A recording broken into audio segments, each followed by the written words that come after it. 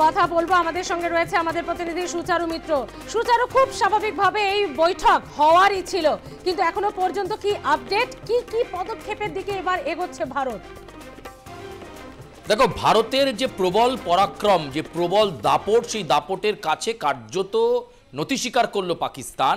এবং তারপরেই পাকিস্তানের ডিজিএমওর পক্ষ থেকে ফোন আসে এবং এই যে যুদ্ধবিরতি বা সংঘর্ষ বিরতি, সেই বিষয়টি একেবারে সামনে চলে আসে। এবং সংঘর্ষ বিরতির বিষয়টা আগেই আমরা জেনেছি যে সে বিষয়টা নিয়ে ইতিমধ্যেই আলোচনা হয়েছে এবং একটা নির্দিষ্ট সময়ের পর থেকে সংঘর্ষ বিরতি ঘোষণাও হয়ে গিয়েছে দু দেশের তরফে।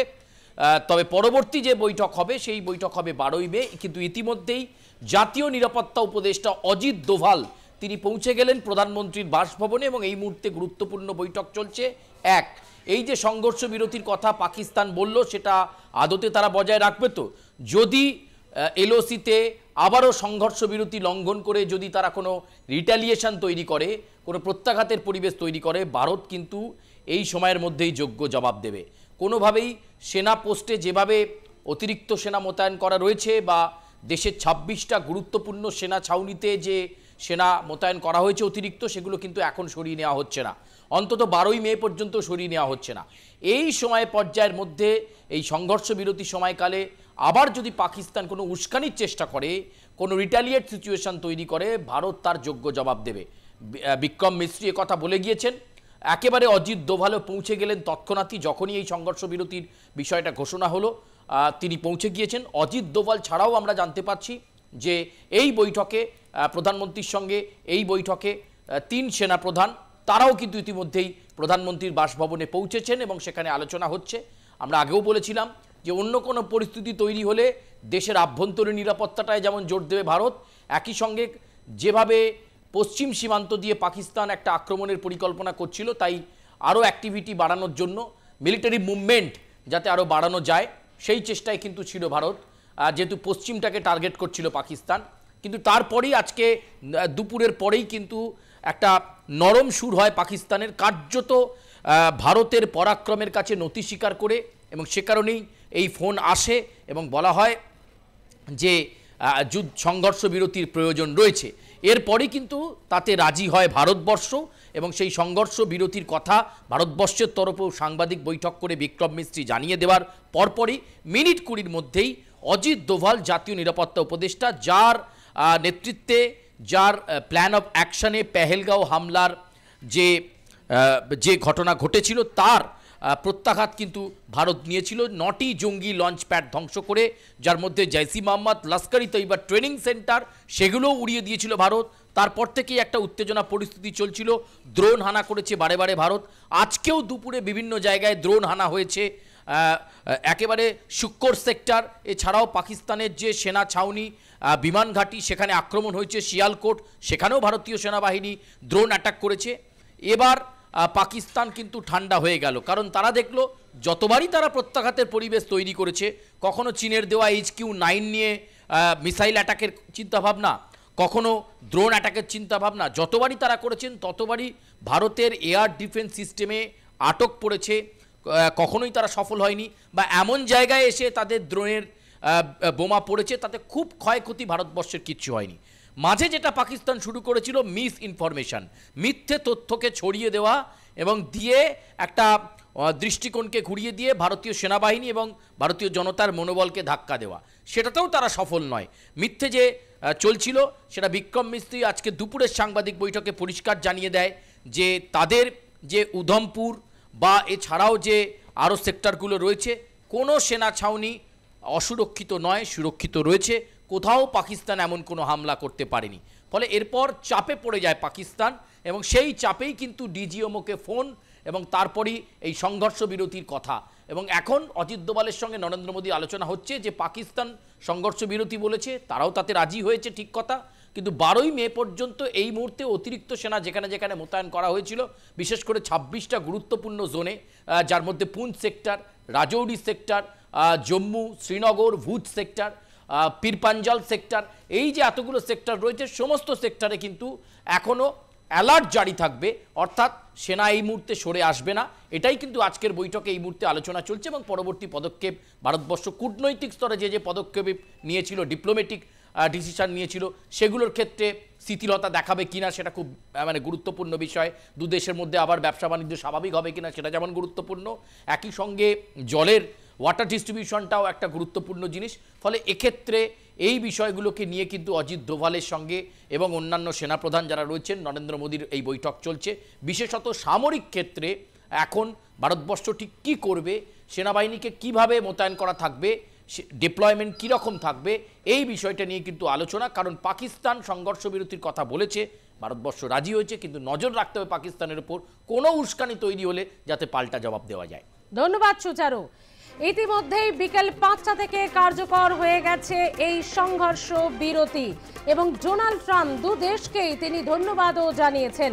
একেবারে 2 মিনিটের জন্য প্রেস ব্রিফিং করলেন বিক্রম মিস্ত্রি, বিদেশ সচিব বিক্রম মিস্ত্রি। 2 মিনিটের মধ্যেই এযাবৎকাল সাম্প্রতিকতম সময়ে যাবৎকালের সব থেকে শর্ট প্রেস ব্রিফিং সেখানে তিনি বলে দিলেন আজ অর্থাৎ শনিবার বিকেল 5টা থেকে দু দেশের মধ্যে সংঘর্ষ বিরতি করা হয়েছে।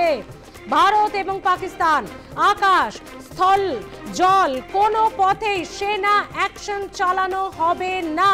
2 মিনিটের প্রেস ব্রিফিং কেমন ছিল বিক্রম মিশ্রি রাখবো আপনাদের সামনে। It was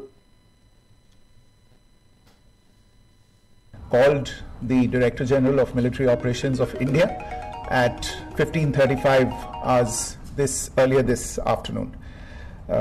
It was agreed between them that both sides would stop all firing and military action on land and in the air and sea with effect from 1700 hours Indian Standard Time today. Instructions have been given on both sides to give effect to this understanding.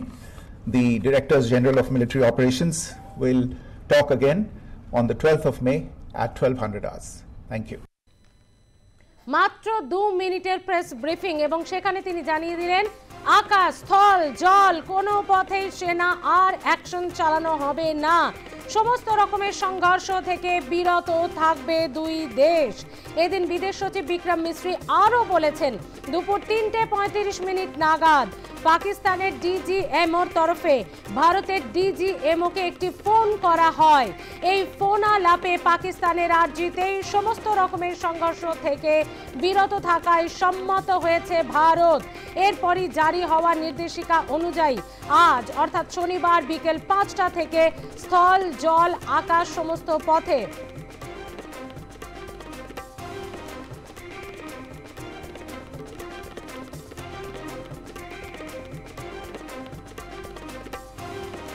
ইতিমধ্যেই বিদেশ মন্ত্রী S Jaishankar তিনি জানিয়েছেন যে ইতিমধ্যেই সন্ত্রাসের বিরুদ্ধে ভারত ছিল, ভারত থাকবে। আমরা সংঘর্ষ বিরতি যা ডোনাল্ড ট্রাম্প চেয়েছেন এবং যা পাকিস্তান সম্মতি করেছে আমরাও সংঘর্ষ বিরতিতে আছি, আমরাও সেই সব বিষয়ে সম্মতি জানিয়েছি, কিন্তু সন্ত্রাসবাদের বিরুদ্ধে ভারত লড়েছে। বিদেশ মন্ত্রী জানালেন ভারত আজীবন সন্ত্রাসের বিরুদ্ধে লড়াই করে যাবে। সংঘর্ষ বিরতি ঘোষণার পরেই মোদির বাসভবনে অজিত ডোভাল এবং সংঘর্ষ বিরতিতে রাজি ভারত পাকিস্তান হলেও সন্ত্রাসের বিরুদ্ধে যে ভারত ছিল ভারত থাকবে। এ লড়াই জারি থাকবে সন্ত্রাসের বিরুদ্ধে। যদি কোনো রকম সন্ত্রাসবাদী আক্রমণ আরো একবার হয় ভারত তার যোগ্য জবাব দিতেও প্রস্তুত, জানিয়ে দেওয়া হয়েছে এস জয়শঙ্করের তরফে। এক্স স্যান্ডেলে পোস্ট বিদেশ মন্ত্রী এস জয়শঙ্করের 2 মিনিটের প্রেস ব্রিফিং। আপনারা সেই প্রেস ব্রিফিং শুনলেন একটু আগেই, যে যেখানে বিক্রম মিস্ত্রি বিদেশ সচিব তিনি একটু আগেই জানালেন যে ডিজিএমওর তরফ থেকে ফোন আসে, পাকিস্তানের ডিজিএমওর তরফ থেকে ফোন আসে ভারতের ডিজিএমওর কাছে। 12 তারিখ পর্যন্ত এই সেনা যেখানে যেখানে মোতায়েন আছে সেখানে সমস্তটাই থাকবে, তার কোনো রদবদল হচ্ছে না। 12 তারিখে দুই দেশের ডিজিএমের আবারও কথা হবে এবং ডিজিএমওর কথার পর পরবর্তী সিদ্ধান্ত নেওয়া হবে, সেটাও সেনা অথবা স্বরাষ্ট্র মন্ত্রক অথবা বিদেশ মন্ত্রক বা তিনি নিজে প্রেস ব্রিফিং করে পরবর্তী পদক্ষেপ জানাবেন।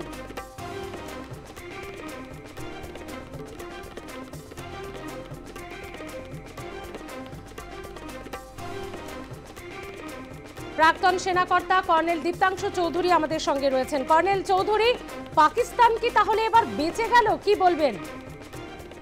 দেখুন, আমার মনে হয় ওই আঙ্কেল ট্রাম্প যখনই কিছু করে তাদের ওই আঙ্কেল আছে তার কাছে দৌড়ে যেতে হয় এবং সারা রাত ধরে কেঁদেছে, জানে ভারত কি করতে পারে, কোন ক্ষেপণাস্ত্র ভারতের আর্সেনালে আছে। ওরা চেষ্টা করেছিল এই বিগত 3 দিন 4 দিন, এবং ভারতের যে ভারত কি করতে পারে, এবং 100 কিলোমিটার ঢুকে ঘর মে ঘুষকে মারায়, তো বাড়িতে ঢুকে মেরে এসছে। তো ওরা বুঝতে পেরেছে ভারত মানে ভারতের আর্সেনাল, ভারতের ক্ষেপণাস্ত্র কোথায় গিয়ে ওদের হিট করতে পারে। একদম, মানে ভারতের সাথে পেরে ওঠা অসম্ভব। একদম একদম ইসলামাবাদ রাওয়ালপিন্ডি গ্রুপ হেডকোয়ার্টার, যেখানে আসিম মনির এই পাগল ওদের আর্মি চিফ, যার জন্য আজ এই অবস্থা হয়েছে, যেখানে ওরা বসে সেই বাড়িটা পর্যন্ত ভারতের ড্রোন দিয়ে একটা বার্তা দিয়েছে, ভেঙে একটা পোর্শন উড়িয়ে দিয়েছে। এবং ইসলামাবাদ থেকে নিয়ে, রাওয়ালপিন্ডি থেকে নিয়ে, করাচি নিয়ে, লাহোর নিয়ে, যেখানে যেখানে ওরা চায়, পাক অধিকৃত কাশ্মীর না, পাকিস্তানে ঢুকে মেরেছে। তো পাকিস্তানকে নিশ্চিতভাবে রাত্রিরে তার যে কাকা মার্কিন যুক্তরাষ্ট্রে থাকে তার কাছে গিয়ে হাঁটু গেড়ে বসতে হলো এবং বললো ভারতের থেকে বাঁচান। এটা ভালোই লাগছে আমাদের যে ভারতের শক্তি 2025-এর ভারত, 140 কোটির ভারত পাকিস্তান বুঝতে পেরেছে। একদম